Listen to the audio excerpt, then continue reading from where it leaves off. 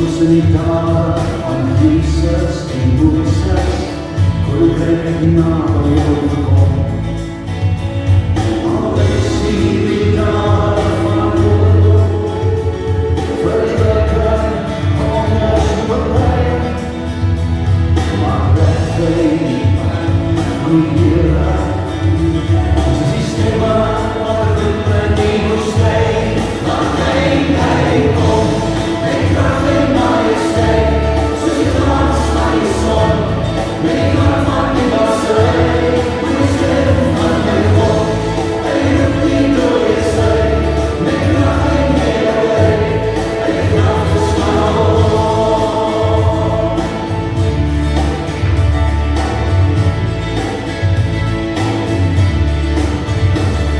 Onthoud net die woorde van die seerveel en joel, hoe die binnen Heers kom. Hierdie is die dade van David, die dienaar voor die tempel van God vir ons God. Hierdie is die tye van verlooping, het skyn van die aangesig van God. Die mense word geroep tot bekering, geroep om te draai na hom, want hy kom, met kracht en majesteit, soos die glans van die son, die kracht van die wasserij, met die stem van my God, hy roep die dooie sy, met kracht en heerlijkheid, hy kracht is van God. Hy kom, met kracht en majesteit, soos die glans van die son, die kracht van die wasserij, met die stem van my God, hy roep die dooie sy, met kracht en heerlijkheid, hy kracht is van God. As niemand soos my Jesus, as niemand soos my Jesus, as niemand soos my Jesus nie. As niemand soos my Jesus, as niemand soos my Jesus, as niemand soos my Jesus nie. Want hy kom, met kracht en majesteit, soos die glans van die son, die kracht van die wasserij, met die stem van my God, hy roep die dooie sy, met kracht en heerlijkheid, hy kracht is van God.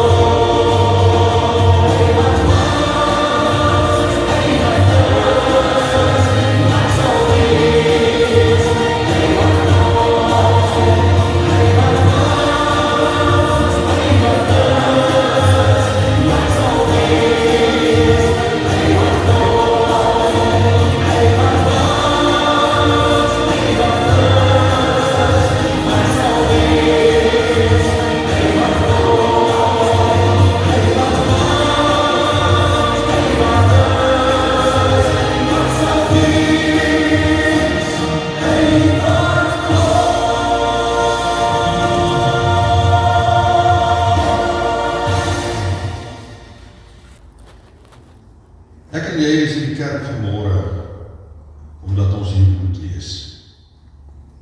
Omdat die Here afspraak met ons het, en dat ons moet hoor wat hy deur sy woord vir ons wil sê. Miskien het dit dalk 'n bietjie rof gegaan vanoggend, haastig gewees, baie goed wat gedoen moet word. Daarom sit vir 'n oomblik en word net stil en rustig ook in die Here se teenwoordigheid.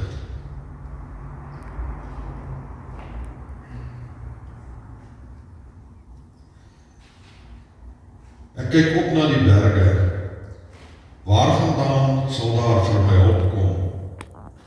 My hulp kom van die Here, wat hemel en aarde gemaak het. Geliefdes, ek groet in die naam van die Vader, en die Seun, en die Heilige Gees. Kom ons sing ons lofsang, en sangmusiek en ritme, bly een van die wonderlikste maniere wat die Here die mense gegee het, om hom te eer. Kom ons staan, dan sing ons loflied, en ons sing dit uit ons hart, en ons eer die Here daarmee.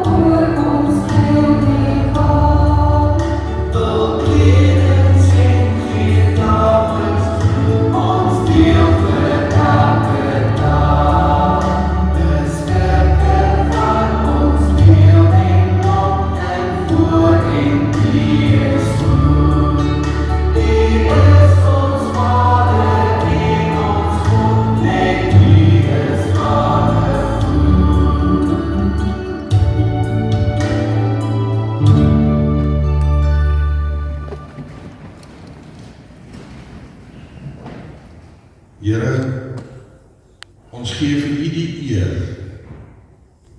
want U is die Here God Almagtig, Vader, Seun en Gees. Ons aanbid U.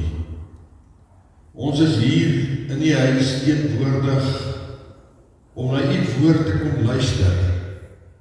En ons wil uit ons hart uit vir U dankie sê dat ons nog die voorreg het om as U kinders by mekaar te kan wees en te weet, U is hier teenwoordig. En daarom wanneer ons nou U woord oopmaak en lees, maak ons harte oop dat ons kan hoor wat U vir ons wil sê en dat ons sal luister en gehoorsaam sal wees daaraan. In Jesus se naam bid ek dit. Amen. Dit is nie toevallig dat ons vanoggend weer ook Psalm 51 hanteer nie. Ek het met Dornitesie gepraat, hy het laasweek daaroor gepreek, en dis nie toevallig dat dit nou so gebeur het dat vanoggend ons weer daaroor moet praat nie. Kom ons lees Psalm 51. Neem tog my sonde weg. Vir die musiekleier, vir die koorleier Psalm van Dawid, na aanleiding daarvan dat die profeet Nathan na hom toe gekom het oor sy oorspel met Batseba. Wees my genadig, o God, in U troue liefde, wis my oortredings uit, in U groot barmhartigheid, was my skoon van my skuld, reinig my van my sonde, ja, my oortredings ken ek, en van my sonde bly ek altyd bewus. Teen U alleen het ek gesondig. Ek het gedoen wat verkeerd is in U oë. U uitspraak is dus reg en U oordeel regverdig. Ek was al skuldig toe ek gebore is, met sonde belaai toe my moeder swanger geword het. Maar U verwag opregtheid, diep in 'n mens se hart. Laat ek dan diep in my binneste weet, hoe U wil dat ek moet lewe. Neem tog my sonde weg, dat ek rein kan wees. Was my dat ek witter as sneeu kan wees. Laat my weer blydskap en vreugde belewe.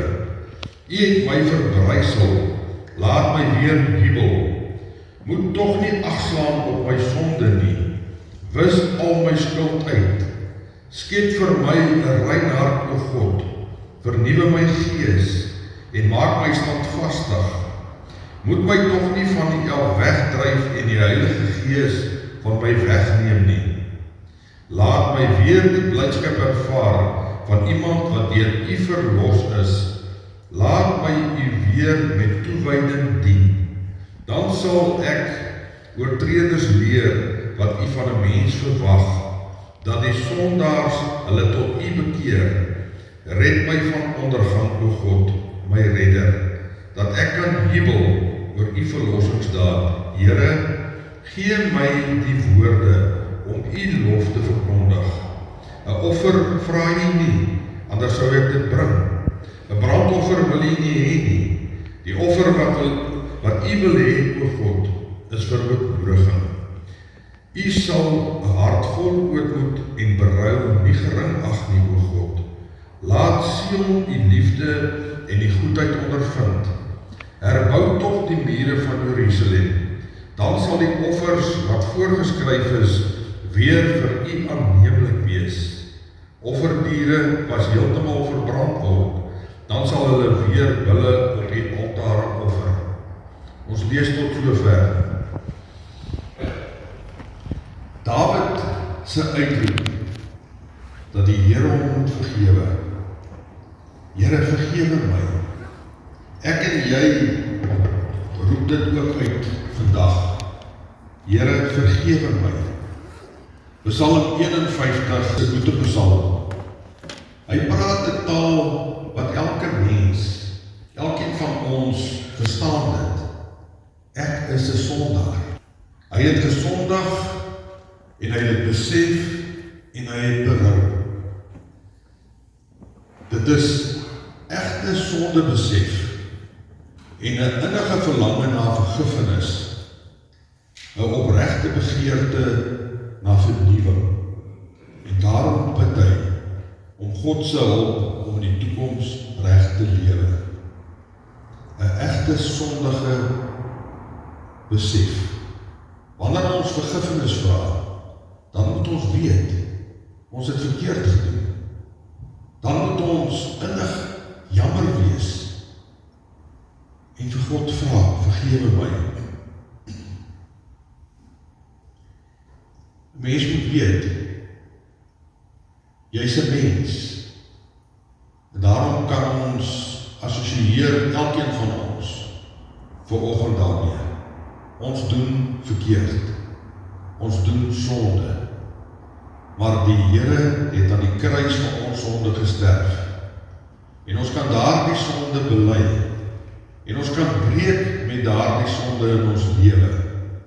En ons kan vrygespreek voor die Here staan. Hierdie opskrif van hierdie psalm verbind Dawid aan sy verkeerd doen met Batseba. Dawid besef, hy het verkeerd gedoen.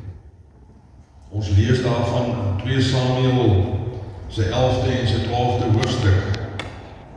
Ons lees dat 1 jaar aan die begin van die lente het Dawid tuis gebly terwyl sy weermag gaan oorlog maak het.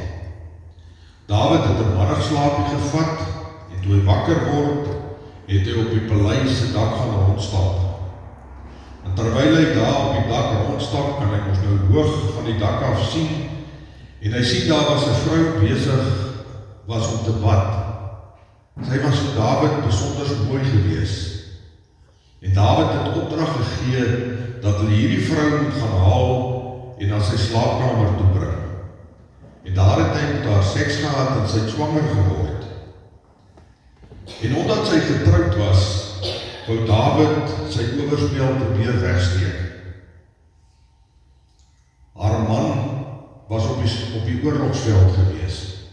Dawid reël toe met sy gevegshoof Joab dat Uria, Batseba se man, van die oorlog af teruggestuur moet word na die huis toe, onder die voorwendsel dat hy moet kon verslag doen oor hoe verloop die geveg. Nou, Uria was 'n Hittitiese huursoldaat. Hy was een van Dawid se loyaalste en sy dapperste vegters gewees. En Dawid het gehoop dat as Uria nou terugkom by sy huis, dat hy huis toe sal gaan en by sy vrou sal gaan slaap, en dan sou almal dink omdat sy swanger is, dat dit Uria se kind is. Maar daar was egter 'n reël gewees, dat 'n huursoldaat wat nog in diens was, nie gemeenskap mag hê terwyl die ark by die soldate is. En Uria het hierdie reël gehoorsaam, en daarom het hy nie by sy huis gaan slaap soos wat Dawid gehoop het nie. Hy het by die poort van die paleis geslaap. So Dawid se plan om sy sonde weg te steek het nie gewerk nie. Hierdie gehoorsaamheid van Uria het eintlik vir Dawid in 'n slegte lig gestel. Want Uria was nie 'n gebore Israeliet gewees nie, maar tog het hy God se voorskrifte geken en hy het dit gehoorsaam. Koning Dawid moes eintlik by die geveg saam met sy soldate gewees het. So hy was op die verkeerde plek toe hy by die huis gebly het. En dit het vir hom in die versoeking gebring en hy daarin getrap. En dan probeer Dawid weer sy owerspel wegsteek, nou vir 'n tweede keer, want sy eerste plan het nie gewerk nie. Nou is Dawid by plan B. Hy stuur 'n brief saam met Uria terug na die slagveld toe aan Joab. En daar gee hy opdrag aan Joab dat Uria moet in die heel voorste linies van hierdie geveg gesit word. Want dan was hy seker dat Uria doodgemaak sou word in hierdie geveg. So Dawid is eintlik besig om 'n koelbloedige moord te beplan. net omdat hy sy sonde probeer wegsteek het. En in hierdie proses beïnvloed hy baie mense se lewens. Buiteegtelike verhoudings gebeur vandag nog. En dit maak mense seer. Dit vernietig huwelike.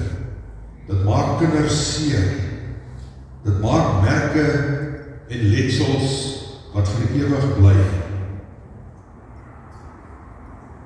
Dawid dink, hy het weggekom met sy oorspel. Uria is dood, so Uria gaan nie vir hom kon konfronteer oor dit wat hy met sy vrou gedoen het nie. Maar 'n ruk daarna toe stuur die Here die profeet Nathan na Dawid toe.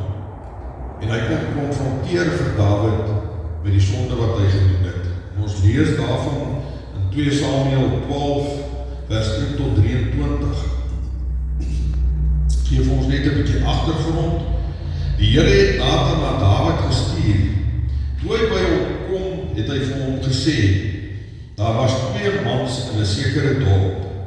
Die een was ryk en die ander een was 'n arm man gewees. Die ryk man het besonder baie kleinvee en beeste gehad. Die arm man het niks behalwe 1 klein ooilam gehad wat hy gekoop het, en hy het haar in die lewe gehou en sy het met hom groot geword saam met sy kinders. Sy het selfs sy stukkie brood geëet, uit sy beker gedrink en op sy skoot geslaap. Sy was vir hom soos 'n dogter. Hy het hierdie lammetjie gekoester. Toe daar 'n besoeker by die ryk man opdaag, was hy te jammer om van sy kleinvee of beeste te neem om vir die reisiger wat by hom opgedaag het iets voor te berei. Hy het al hierdie beeste en skape gehad, maar hy het nie kans gesien om een van hulle te vat nie. Hy neem toe die ooilam van die arm man en berei 'n ete voor vir die man wat by hom aangekom het. Dawid was baie kwaad. Hy het kwaad geword vir dit wat daardie man gedoen het. En hy het vir Nathan gesê, so waar as die Here leef, die man wat dit gedoen het, verdien die dood. Die ooilam moet 4voudig vergoed word, omdat hy hierdie daad gedoen het.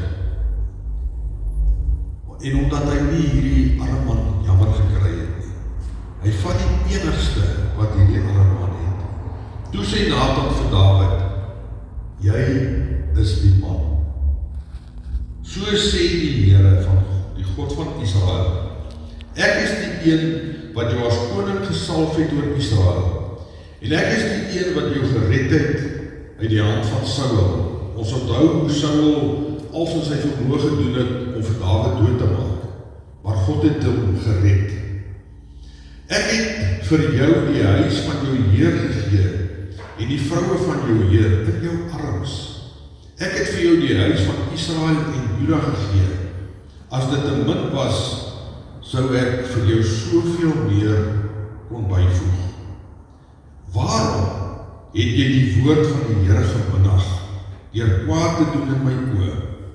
Uria die Hethiet het jy met die swaard neergevel. Sy vrou het jy vir jou as vrou geneem, en hom het jy deur die swaard van die Ammoniete vermoor. En dan is daar 'n slegte uitspraak, die gevolge van Dawid se sonde. Daarom sal die swaard nooit van jou huis wyk nie, omdat jy my geminag het, en die vrou van die Hethiet geneem het om jou vrou te word. So sê die Here, kyk, ek gaan onheil teen jou verwerk uit jou huis. Ek sal jou vroue voor jou neem en aan jou naaste gee. Hy sal openlik by jou vroue slaap. Omdat jy dit in geheim gedoen het, sal ek hierdie gebeure voor die hele Israel laat plaasvind. Toe Dawid Nathan se verhaal hoor, toe het hy net weer eens besef, sy ongeregtigheid. Hy het verkeerd gedoen. Hy het sy ongeregtigheid raak gesien, en hy moet verantwoordelikheid daarvoor neem. Hy het verkeerd gedoen in die oë van die Here. En dan kom ons by Psalm 51. Ons leef in 'n onvolmaakte wêreld. Ons is sondige mense. En soms is ons ook op die verkeerde plekke, op die verkeerde tye. En dan beland ons in versoekings. En dan word ons daarbey ingetrek. En omdat ons op die verkeerde tye, op die verkeerde plekke is, verloor ons perspektief. Dan draai ons oë weg van die Here af. En dan laat ons verlei deur ons sondige begeertes. En nie een van ons wat hier sit, is skoon en rein en gevrywaar hiervan nie. Ons almal doen soms verkeerd. Ons almal dink soms verkeerde dinge en doen verkeerde dinge. En ons kan nie ons geluk op ons sondige begeertes en leefwyses bou nie. Dit gaan nie vir ons geluk gee nie. Ons moet soos Dawid maak en ons voor die Here verootmoedig en dan moet ons daaroor breek dit waarmee ons besig is. Dan moet ons dit los. Maar ons staan voor 'n keuse wat ons moet maak. Partykeer dan wil ons eie kop volg. Maar die vraag wat ons vir onsself moet vra om weer ons perspektief te kry. Na wie luister ons? Wie is die hoogste gesag in ons lewe wat inspraak gaan hê in ons keuse en in ons besluit? En as 'n Christen, as 'n kind van die Here, kan ons nie anders as om gehoorsaam te wees. Die Here kom gee ons weer 'n geleentheid om die regte besluit te maak, ook vandag. Dawid doen 'n verskriklike sonde, maar wanneer hy dit bely, wanneer hy voor God gaan sit en sê, Here, ek het verkeerd gedoen, en die Here weet Dawid is opreg, dan vergewe God hom. En as ons die Bybel lees oor Dawid, dan lees ons 'n man na God se hart, ten spyte van alles wat hy verkeerd gedoen het. Hoekom so? God was Dawid se toevlugsoord. Hy was Dawid se rots. Hy was die hoogste gesag in Dawid se lewe. Die Here is vir Dawid alles. Die Here is Dawid se herder. En dis die verskil tussen wat met Saul gebeur het en wat met Dawid gebeur. God het vir Saul met die hand uitgesoek en vir Samuel na Saul toe gestuur om hom te salf as koning oor Israel. Hy het God se guns gehad. Maar dan doen hy verkeerde goed.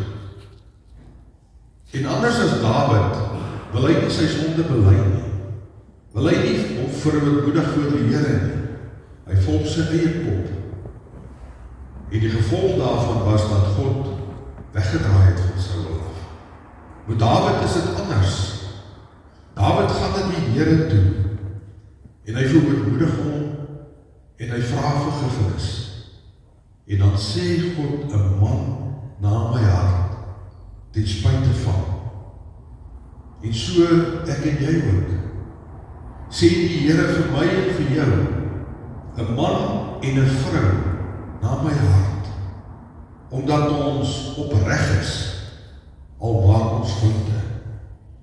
En wanneer ons vergifnis vra en vergifnis ontvang, dan is dit die teenoorgestelde van veroordeling. En ons moet dit ook mooi hoor vanoggend. Die oordeel kom my en jou nie toe nie. Ons almal maak foute.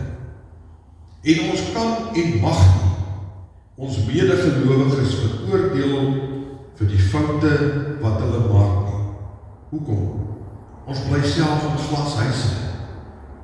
Ek gaan ook in 'n situasie kom wat ek vergifnis nodig het. En dan wil ek nie plat getrap word deur die veroordeling van ander mense nie. Want as God my vergewe het, wie is ek om dan ander te beoordeel? Die Here sê, die oordeel kom 'n mens nie toe nie. Hy sal oordeel, nie die mens nie.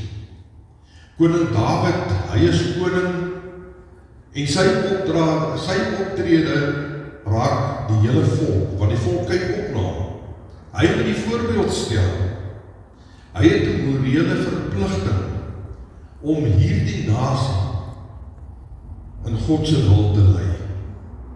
En net so het ek en jy ook 'n verpligting vanoggend as gelowige om vir die wêreld daar buitekant 'n voorbeeld te stel.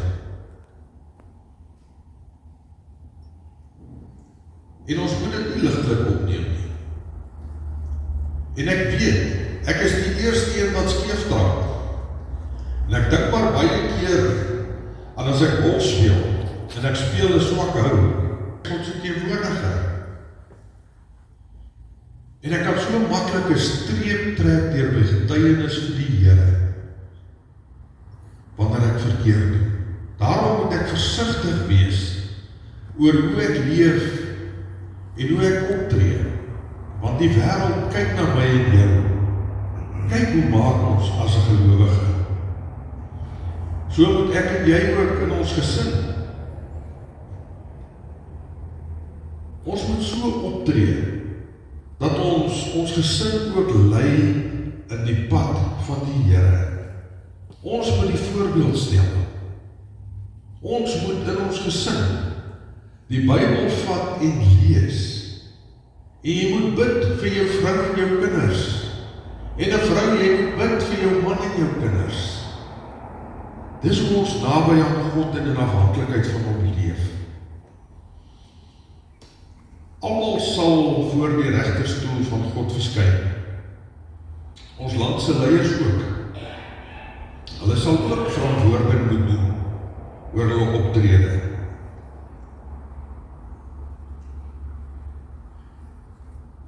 Ons moet so leef dat Jesus in ons lewe raak gesien sal word. Ons moet uitstaan vir hom en ons moet standpunt inneem vir hom. En dis maklik as ons hier as gelowiges saam in die kerk sit om daaroor te praat. En net nou dalk as ons koffie drink daaroor te praat. Dit is so maklik wanneer jy daar in die besigheidsvergadering sit in die wêreld daar buitekant nie, om uit te staan vir die Here. Dis nie so maklik om dit te doen nie, maar die Here sal ons lei. Hy sal vir ons help om dit te doen. Wanneer ons daar sit en ons bespreek die finansiële syfers van die maatskappy en ons word almal op die skouer geklop oor die mooi syfers, dan vergeet ons so maklik om te sê, maar al die eer aan die Here, want dis hy wat dit vir ons moontlik maak. Ons kyk dit so maklik mis. Dawid en Batseba se kind is gebore en daarna het die kind siek geword en die kind het gesterf soos wat Nathan voorspel het. En Dawid en Batseba het nog 4 kinders gehad. Siba, Joab, Nathan en dan ook vir Salomo. En wanneer ons in Matteus se geslagsregister gaan lees van Jesus, dan sien ons Batseba, die vrou van Uria, word ook genoem. 'n herinnering aan die sonde wat haar deel gemaak het van Dawid se huis, maar ook van God se groot genade aan haar en haar afstammelinge. God se genade is groot vir ons elkeen. Maar ons moet ook weet vanoggend en vir mekaar sê, dat wanneer ons foute maak, wanneer ons verkeerd doen, dan probeer ons baie keer onsself verontskuldig. Ons probeer dit baie keer wegsteek en toesmeer, net soos wat Dawid gemaak het, sodat die waarheid nie aan die lig kom nie.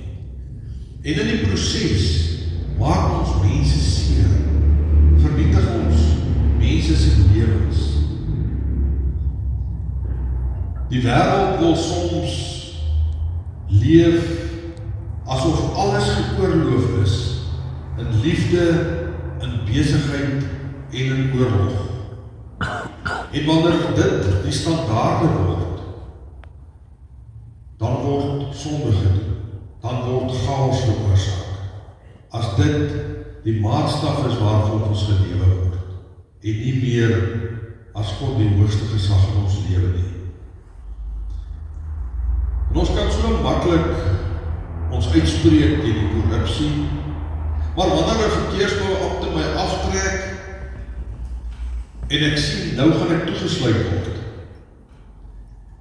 en ek bied hom 'n klomp kontant aan sodat hy my kan los, waarmee is ek besig? Ek is besig met omkopery. Hoekom? Omdat ek ongehoorsaam was. Omdat ek nie die verkeersreëls gehoorsaam het nie. En ons kan maar net na ons land kyk, hoe lyk dit vandag, waar korrupsie hoogtye vier. En dis 'n hoë prys, ons beleef dit elke dag, wat betaal word vir hierdie ongeregtigheid. Wanneer mense die goed aan die lig bring, dan word hulle gewoon maar net bloedig vermoor. En dan dink hierdie rampokkers, hulle het weggekom daarmee. Maar Dawid leer vir ons, dat ons 'n heilige ontzag vir God moet hê, want hy is die Almagtige. Alles is in sy hand. Niks gebeur as die Here dit nie toelaat nie. En ons verstaan nie die dinge wat met ons gebeur altyd mooi nie. Maar ons moet verseker weet dat God is 'n beheer ook van ons land. En hy is regverdig. Ons almal staan skuldig voor God. Ons staan onder sy oordeel. En daarom moet ons 'n diep sonde besef hê en werklik jammer wees oor die verkeerde goed wat ons doen. En dan moet ons ook vanoggend weet, daar is geen sonde wat so groot is, dat God dit nie sal vergewe nie. Wanneer ons om vergifnis vra, en dit opreg bely, dan sal God ons vergewe, want hy is getrou, en hy is regverdig. Ons moet soos Dawid vra, elkeen van ons wat hier sit vanoggend, Here, was ons van binne af skoon, maak ons hart en maak ons gedagtes skoon. Gee ons 'n nuwe rein hart, o Here. Gee ons 'n nuwe uitkyk op die lewe, sodat ons U met ons lewe kan eer. Want dit is tog die enigste manier hoe dat ek en jy reg kan lewe, is om by die voete van die Here te gaan sit en om te vra, was ons witter as sneeu, en ons word deur Jesus se bloed skoon gewas. En dan kan ons weer oorbegin, ons kan weer nuut begin, omdat Jesus aan die kruis vir my en jou sonde gesterf het. Hy het die volle prys betaal. Ons het 'n advokaat wat vir ons intree by God. Jesus behartig ons saak. En wanneer Jesus ek voor God moet verskyn, dan gaan ek eers deur Jesus. En dan stel Jesus my aan God voor, as ek hierdie beeld kan gebruik. En dan kyk God na my, en hy sien 'n skoon gewaste mens, sonder sonde, want Jesus het dit weggeneem. En dan is ons vrygespreek, en dan mag ons in sy heilige teenwoordigheid in sy heilige teenwoordigheid wees. Ook soos ons vanoggend in sy teenwoordigheid is, omdat Jesus vir ons intree. Maar ons moet ernstig wees wanneer ons vra, Here, vergewe my. Maar weet julle, die hartseer van die verkeerde goed, dit het gevolge. Daar was nie meer vrede in Dawid se huis nie. Sy eie seun Absalom wil hom vermoor, dit het Dawid se vaderhart uitmekaar geskeur. Wanneer hy ook sê, maar hanteer my seun Absalom, moet hom nie hartaandag hanteer nie. Sy pa hart het gehuil, al moes hy vlug vir sy lewe voor sy seun. As ons dit prakties wil maak in vandag se tyd, as ek dronk bestuur, en ek ry iemand dood in die proses, dan gaan ek gearresteer word, en ek gaan aangekla word vir dronk bestuur en strafbare manslag. En ek gaan heel moontlik in die tronk opeindig. Ek kan die horlosie nie terugdraai nie. As dit gebeur het, dan het dit gebeur. Ek kan vergifnis vra en vryspraak kry, maar daar is 'n prys om te betaal. Nou onlangs was daar weer in die nuus van 'n bedleiery.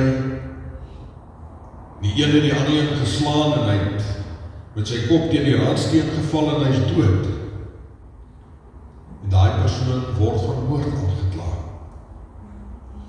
Dis soos 'n basiese tandepasta, as jy dit uitgedruk het, kan jy dit nie weer terugsit nie. Dis soos as jy 'n wit en 'n blou bolletjie klei het, en jy meng dit, en daai kleure het in mekaar gegaan, kan jy dit nie weer uithaal nie. So is die gevolge ook van dit wat ons verkeerd doen. Ons kan die horlosie nie terugdraai nie. En daarom moet ons baie versigtig wees oor hoe ons optree en die besluite wat ons maak. Want die besluite wat verkeerd is, kan ons lewe en ander mense se lewens onherroepelik verander. En dit is hartseer, want die goed gebeur elke dag. Maar ons kan dit vermy deur die regte keuses te maak.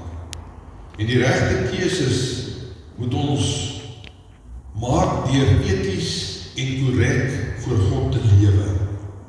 Wanneer ek besigheid doen, dan moet ek besigheid so doen dat ek die Here daarmee sal eer, dat my skaal gelyk sal weeg, dat ek nie als moet wen en die ander een moet verloor in hierdie besigheidstransaksie nie.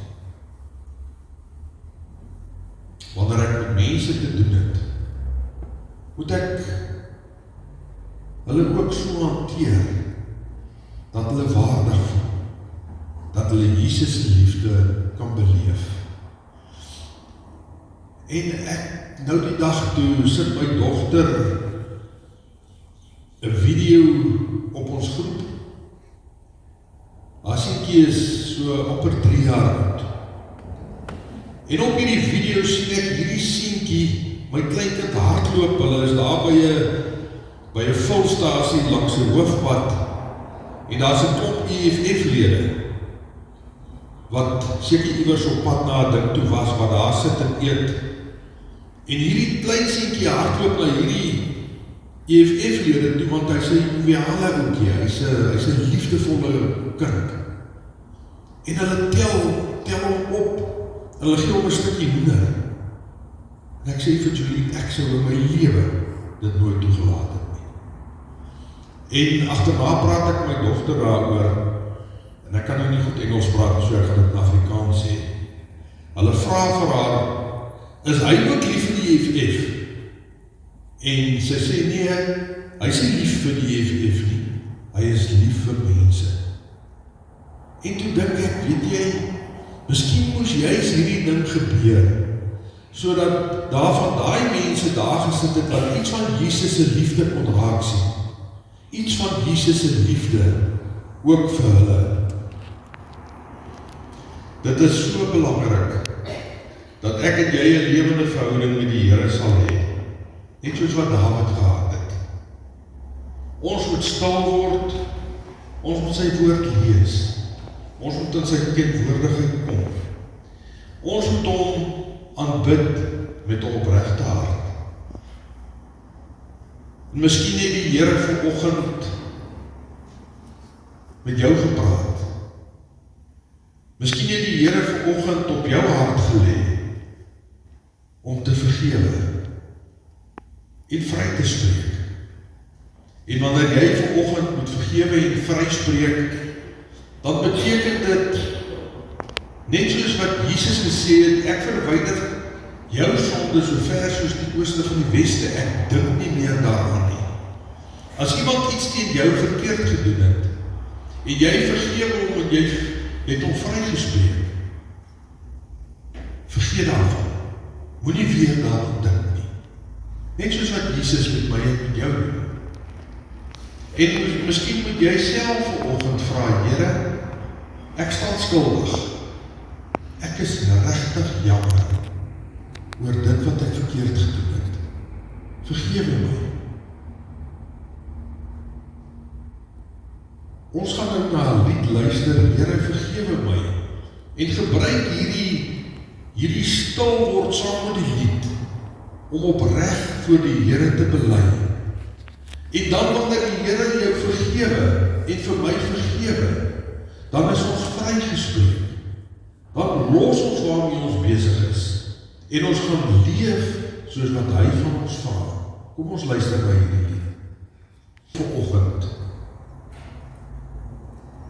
Ons kom na U toe en ons wil vir U sê, U is die hoogste gesag in ons lewe. U ken ons hart, elkeen van ons wat hier sit. U weet of ons opreg is of nie. Maar ons kan vanoggend in opregtheid sê, Here, ons het U lief, met ons hele hart, met ons hele siel, en met ons hele verstand. En ons kan vra, Here, vergewe ons, waar ons skeef trap. Dankie vir U vryspraak. Dankie dat ons rein en heilig in U teenwoordigheid mag wees, ook vanoggend. Vat ons hand, Here, wees ons genadig. Lei vir ons op die regte pad. Help vir ons, Here, dat ons gehoorsaam sal wees aan U woord. Ek bid ook vir hierdie NG Kerk van Dagbreek. Dat U vir hulle sal seën. Dat U vir hulle sal gebruik om die evangelie uit te dra, sodat die wêreld die goeie nuus kan hoor, dat die wêreld die lig kan sien. Ons kan maar net sê, Here, aan U die eer. Dankie dat U ons nooit los nie. Dankie dat U genade vir ons so ontsettend groot is. En dis net met 'n dankbare hart dat ons vanoggend by U voete kan sit en kan weet, U is die Here. U is in beheer. U het 'n volmaakte plan. U wese is liefde. Dankie daarvoor.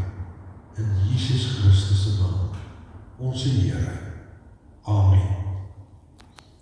Die offergawes is by die Here, en dan kan ons staan na ons slotlied sing, lied 514. Kom ons eer die Here ook met ons slotlied.